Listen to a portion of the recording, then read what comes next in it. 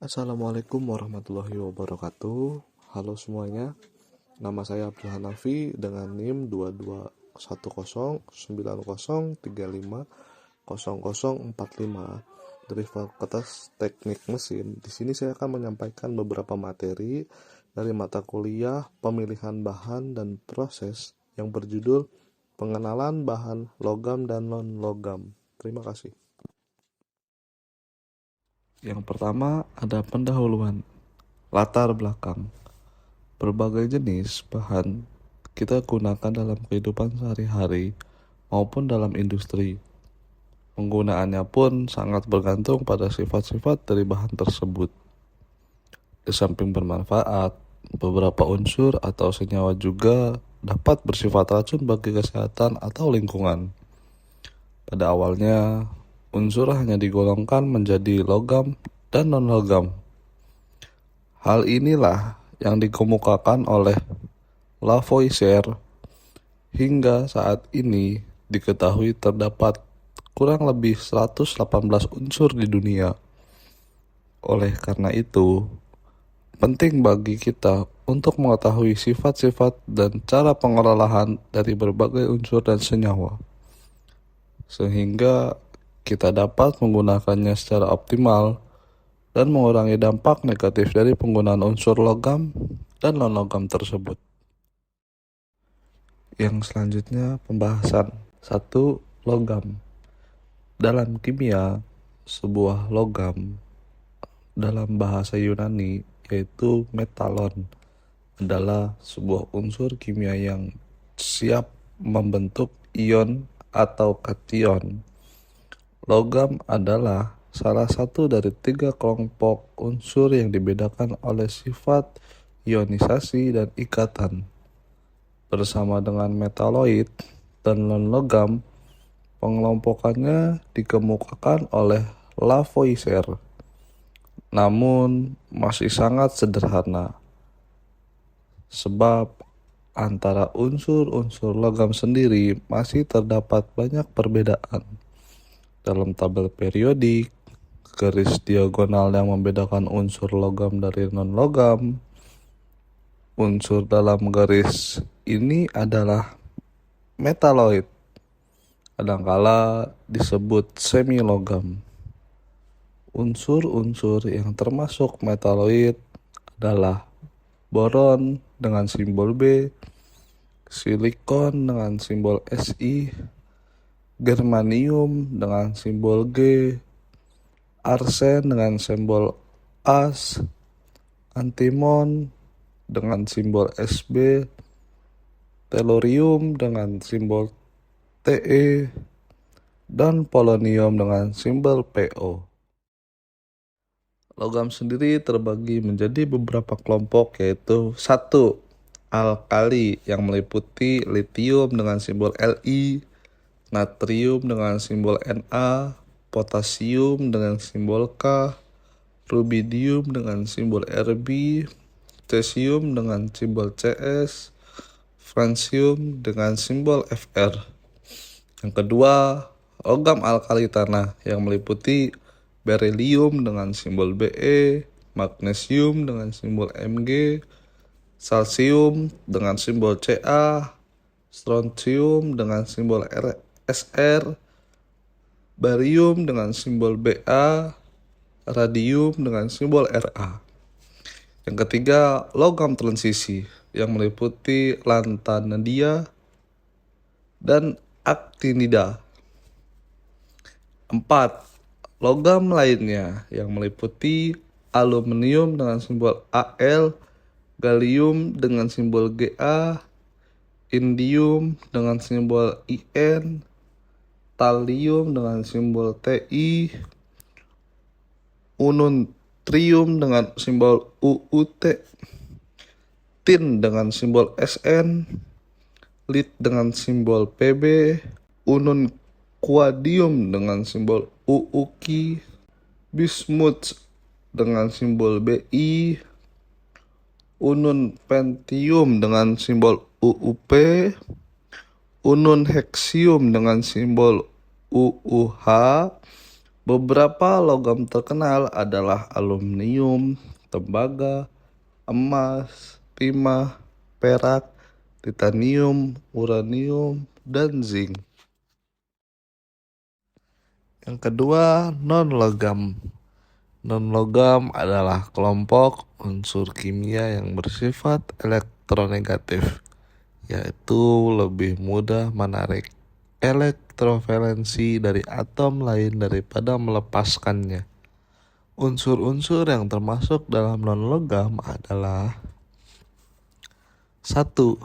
Halogen yang meliputi fluorine, klorin, bromin, iodin, astatin, unsur septium. Yang kedua, gas mulia yang meliputi helium, neon, argon, kripton, xenon, radon, dan ununtium. Yang ketiga, non-logam lainnya yang meliputi hidrogen, karbon, nitrogen, fosforus, oksigen, sulfur, selenium. Sebagian besar non-logam ditemukan pada bagian atas tabel periodik, kecuali hidrogen yang terletak pada bagian kiri atas bersama logam alkali. Walaupun hanya terdiri dari 20 unsur dibandingkan dengan lebih dari 80 jenis logam, non-logam merupakan penyusun sebagian besar isi bumi, terutama lapisan luarnya. Pada tabel periodik, unsur-unsur di dalam perbatasan antara logam dan non-logam mempunyai sifat ganda. Misalnya, unsur boron dan silikon merupakan unsur non-logam yang memiliki beberapa sifat logam yang disebut unsur metaloid. Lanjut, materi yang selanjutnya adalah sifat fisis logam. Pada umumnya, unsur logam mempunyai sifat fisis antara lain: 1. Logam akan memantulkan sinar yang datang dengan panjang gelombang dan frekuensi yang sama, sehingga logam terlihat lebih mengkilat. Contohnya, emas, perak, besi, dan seng. Yang kedua, logam dapat menghantarkan panas ketika dikenai sinar matahari, sehingga logam akan sangat panas atau terbakar. Energi panas diteruskan oleh elektron sebagai akibat dari penambahan energi kinetik. Hal ini menyebabkan elektron bergerak lebih cepat. Energi panas ditransferkan melintasi logam yang diam melalui elektron yang bergerak. 3. Logam juga dapat menghantarkan listrik karena elektronnya terdelokalisasi bebas bergerak di seluruh bagian struktur atom. Tembaga sering dipakai dalam pembuatan kawat penghantar listrik. Yang selanjutnya, meabilitas, yaitu kemampuan logam untuk ditempa atau diubah menjadi bentuk lembaran. Sifat ini digunakan oleh pandai besi untuk membuat sepatu kuda dari batangan logam. Gulungan baja atau besi penggiling menggunakan sifat ini saat mereka menggulung batangan baja menjadi lembaran tipis untuk pembuatan alat-alat rumah tangga. Hal ini karena kemampuan atom-atom logam untuk menggelimbang antara atom yang satu dengan atom yang lain menjadi posisi yang baru tanpa memutuskan ikatan logam. Yang kelima, duktilitas, yaitu kemampuan logam dirubah menjadi kawat dengan sifatnya yang mudah merenggang jika ditarik. Tembaga dapat digunakan sebagai bahan baku pembuatan kawat. Yang keenam, semua logam merupakan padatan pada suhu kamar dengan pengecualian raksa atau merkuri yang berupa cairan pada suhu kamar. Yang selanjutnya, semua logam bersifat keras, kecuali natrium dan kalium. Yang lunak dapat dipotong dengan pisau. 8. Umumnya, logam memiliki kepadatan yang tinggi sehingga terasa berat jika dibawa. Yang kesembilan, logam juga dapat menimbulkan suatu yang nyaring jika dipukul, sehingga dapat digunakan dalam pembuatan bel atau lonceng. Yang terakhir, logam dapat ditarik magnet, sehingga logam disebut diamagnetik, misalnya pada besi. Yang selanjutnya, sifat fisik non-logam. Pada umumnya, unsur non-logam mempunyai sifat fisik antara lain 1. Non-logam tidak dapat memantulkan sinar yang datang sehingga non-logam tidak terlihat mengkilap. Kedua, non-logam tidak dapat menghantarkan panas dan listrik sehingga disebut isolator. Yang ketiga, non-logam sangat rapuh sehingga tidak dapat ditarik menjadi kabel atau ditempa menjadi lembaran. Yang keempat, densitas atau kepadatan pun relatif rendah sehingga terasa ringan jika dibawa dan tidak bersifat diamagnetik atau dapat ditarik dengan magnet.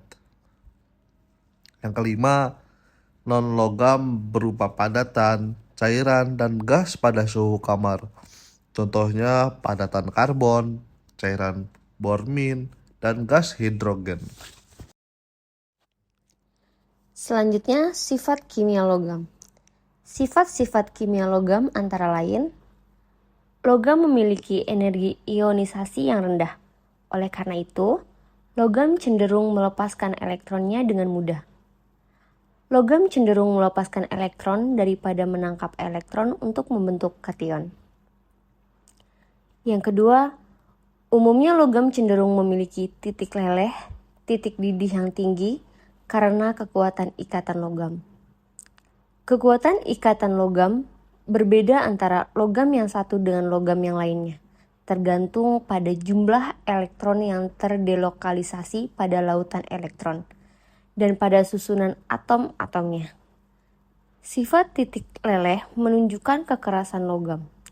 Titik leleh yang tinggi artinya logamnya keras, sedangkan titik leleh rendah artinya logamnya lemah. Semua logam memiliki titik leleh yang tinggi, kecuali merkuri, cerium, gallium, timah, dan timbal. Sifat-sifat kimia yang dimiliki unsur non-logam antara lain, jika dilihat dari konfigurasi elektronnya, unsur-unsur non-logam cenderung menangkap elektron karena memiliki energi ionisasi yang besar untuk membentuk anion. Yang kedua, umumnya unsur non-logam memiliki titik leleh dan titik didih yang relatif rendah jika dibandingkan dengan unsur logam. Yang ketiga, non-logam memiliki 4-8 elektron dalam kulit terluar dari atom-atomnya. Sifat yang terdapat pada logam, menurut sifatnya, logam dibagi menjadi dua, yaitu logam dan non-logam. Sifat logam tentunya memiliki berbagai keistimewaan yang telah mendasar kecuali raksa. Sesuai dengan konfigurasi elektron, sifat logam cenderung melepas elektron, berbeda dengan sifat non-logam yang lebih cenderung menangkap logam. Berikut adalah sifat-sifat yang mendasar pada berbagai jenis logam seperti: 1. Memiliki tingkat kekuatan dan kekerasan berbeda. Tiap jenis logam umumnya memiliki tingkat kekerasan yang berbeda. Umumnya, kekerasannya dapat ditingkatkan dengan mencampur logam lainnya. Perlu diketahui bahwa logam dikenal sebagai sangat kuat. Hanya saja tidak dengan air raksa. Selanjutnya, dapat dengan mudah untuk ditempa. Logam memiliki sifat mudah untuk dibentuk dengan cara ditempa dan direnggangkan. Adanya sebuah elektron valensi membuat logam menjadi mudah bergerak dalam kristal. Sesuai dengan sifatnya, logam juga mampu ditempa menjadi lempeng tipis dan bila ditarik dapat juga untuk dibengkokkan. Yang selanjutnya, menjadi sebuah konduktor listrik yang baik. Mampu menjadi penghantar daya listrik yang baik.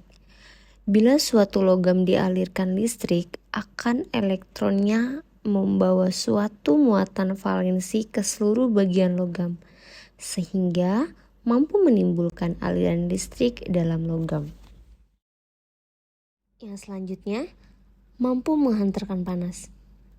Elektron valensi yang bergerak bebas dapat menyebabkan logam menjadi penghantar panas yang baik. Apabila suatu jenis logam, satu sisinya dipanaskan, maka elektron yang ada akan menerima panas, sehingga mampu menyebabkan logam menjadi penghantar listrik. Semakin energi kinetiknya bertambah dan bergerak dengan cepat, maka akan semakin baik. Yang selanjutnya, bersifat mengkilap.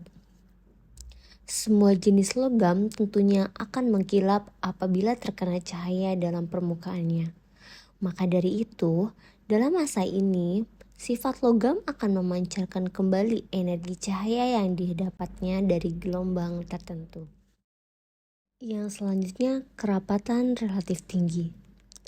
Terkenal dengan kerapatan yang relatif tinggi, sifat logam yang dapat menentukan atau menunjukkan struktur logam.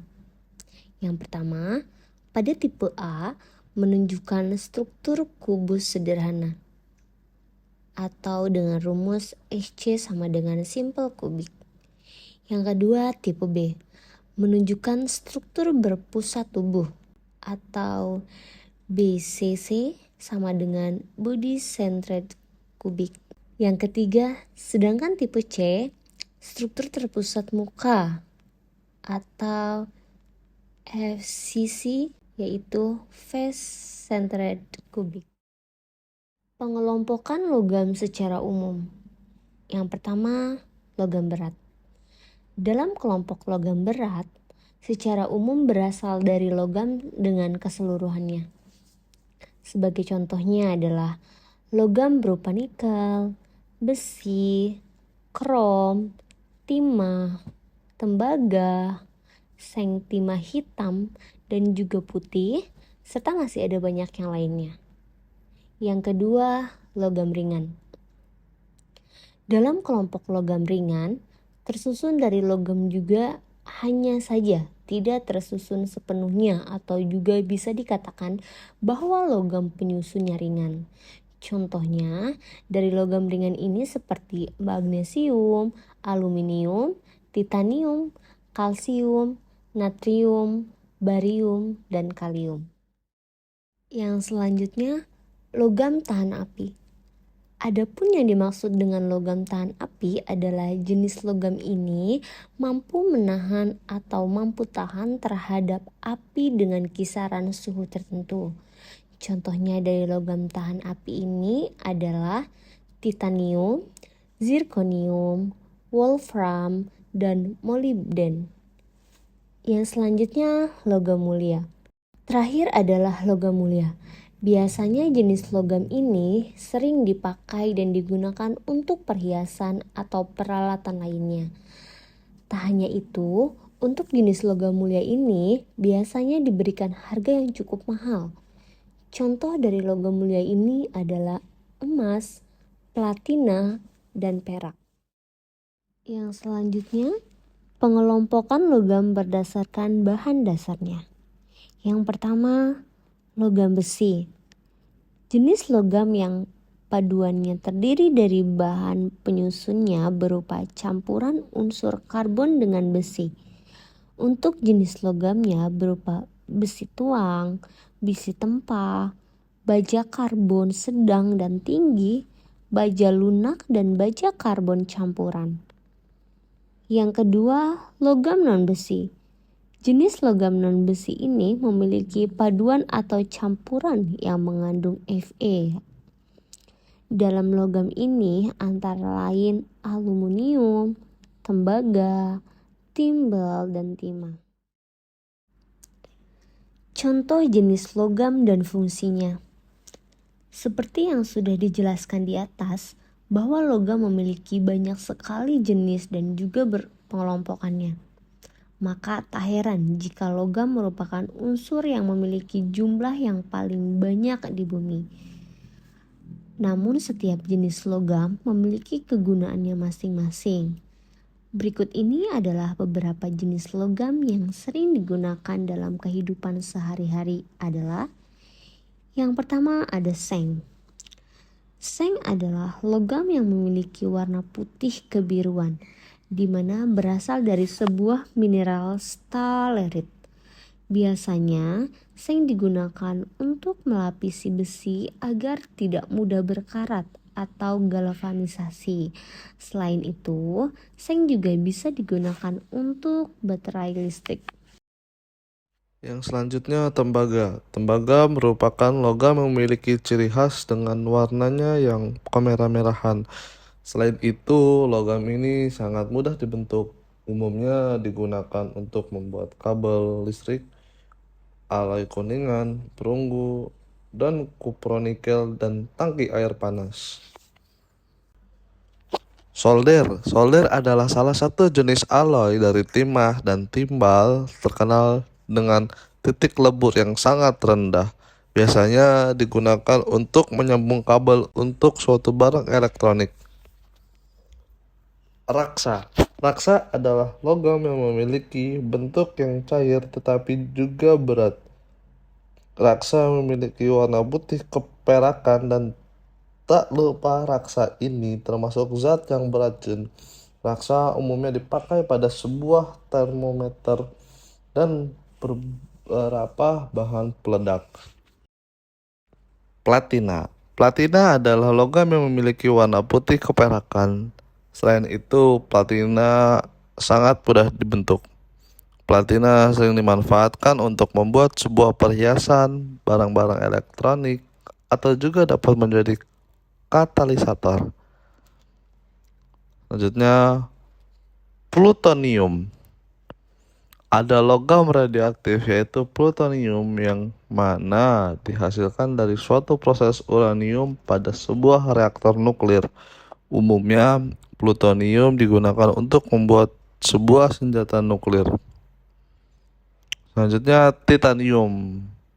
Titanium termasuk ke dalam jenis logam yang kuat, yang dimana memiliki ciri khas berupa warna putih dan sangat mudah untuk dibentuk. Titanium ini sangat tahan terhadap korosi. Biasanya titanium digunakan untuk alloy pada pesawat luar angkasa, kerangka sepeda, dan pesawat terbang. Selanjutnya timah. Timah merupakan suatu logam lunak yang dimana sangat mudah untuk dibentuk dan memiliki warna putih keperakan. Timah sering dipakai untuk menyepuh sebuah baja dan menghentikan sebuah korosi pada alai perunggu. Lalu ada timbal. Timbal adalah jenis logam berat yang memiliki warna biru keputihan dan mudah untuk dibentuk. Untuk timbal sendiri termasuk jenis yang beracun. Biasanya timbal digunakan untuk baterai, atap, atau perisai radiasi. Lalu ada aluminium. Aluminium mempunyai ciri fisik berupa warna yang putih keperakan sangat ringan dan juga tahan terhadap korosi. Aluminium ini berasal dari sebuah biji bauksit yang didapat dari proses elektrolisis. Aluminium sering dipakai untuk kabel listrik di udara, kapal, pesawat terbang, mobil, dan botol minuman kaleng. Besi. Selanjutnya adalah besi. Jenis logam ini memiliki ciri fisik berupa warnanya abu keputihan. Besi dihasilkan dari sebuah proses peluburan biji hematit. Besi umumnya dimanfaatkan untuk bangunan dan alloy baja. Lalu baja. Baja merupakan logam yang sangat banyak digunakan dan berperan penting dalam sektor industri. Hal ini karena pada penyusunan baja terdiri dari alloy besi dan karbon, yang mana keduanya bahan tersebut sering dibutuhkan dalam perindustrian. Selanjutnya emas. Emas adalah logam yang termasuk logam mulia. Emas memiliki sifat yang sangat lunak dan memiliki warna kuning terang. Pastinya Gamens sudah tahu bahwa emas sering dimanfaatkan untuk suatu perhiasan dan alat elektronik. Lalu ada kalium. Kalium ini termasuk dalam logam ringan di mana memiliki ciri fisik berupa warna keperakan dan sangat reaktif dengan bahan atau unsur lainnya. Kalium umumnya digunakan untuk campuran pupuk kimia dan dapat digunakan untuk pembuatan kaca. Kalsium. Kalsium memiliki warna putih keperakan dan termasuk dalam logam yang sangat mudah untuk dibentuk. Dalam penggunaannya sendiri, kalsium biasa dipakai untuk membuat semen atau baja dengan kualitas yang tinggi. Lalu magnesium. Magnesium sendiri termasuk dalam jenis logam yang ringan. Magnesium memiliki warna perak keputihan dan jika dibakar akan menimbulkan api putih yang terang. Magnesium sering dipakai untuk suar penyelamat dan pembuatan kembang api. Kromium. Logam yang satu ini memiliki warna keabu-abuan dan sifatnya adalah sangat keras. Kromium bisa digunakan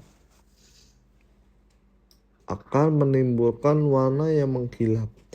Kromium juga sering dipakai untuk membuat baja yang tahan karat serta dapat melapisi berbagai logam lainnya. Selanjutnya, kupronikel. Kupronikel merupakan salah satu jenis alloy yang terbuat dari tembaga serta nikel. Kupronikel dipakai dan dimanfaatkan untuk membuat uang logam. Perak. Perak adalah suatu logam yang sangat mudah untuk dibentuk dan memiliki warna putih abu-abu. Perak juga mampu menjadi konduktor panas dan listrik yang baik. Perak juga sering dipakai untuk membuat perhiasan dan peralatan fotografi. Selanjutnya perunggu. Perunggu berasal dari sebuah alloy tembaga dan timah yang sudah ada sejak zaman dahulu.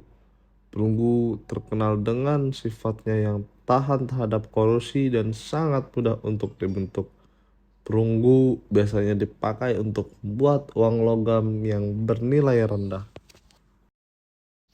Kuningan. Kuningan termasuk salah satu jenis alloy yang mana terbuat dari tembaga dan seng. Kuningan biasanya digunakan untuk barang perhiasan, alat musik, paku-pakuan, dan sekrup. Selanjutnya ada wolfram. Wolfram adalah logam yang keras yang mana memiliki warna abu-abu keputihan. Wolfram juga sering dipakai untuk filamen lampu, barang elektronik, atau bahkan sebuah alat-alat pemotong yang tajam. Natrium. Natrium merupakan logam yang sangat reaktif dan memiliki sifat yang lunak serta warna putih keperakan. Natrium sering digunakan untuk lampu jalanan dan dimanfaatkan pada sebuah industri kimia. Uranium. Uranium adalah salah satu logam yang memiliki warna putih keperakan dan termasuk barang radioaktif. Uranium sendiri banyak dipakai untuk tenaga nuklir atau bahkan senjata nuklir. Yang selanjutnya ada vanadium. Vanadium termasuk dalam jenis logam yang keras dan beracun. Vanadium sering dipakai untuk meningkatkan tingkat kekerasan pada alloy baja. Selain itu, sering juga digunakan sebagai katalisator pembuatan asam sulfat.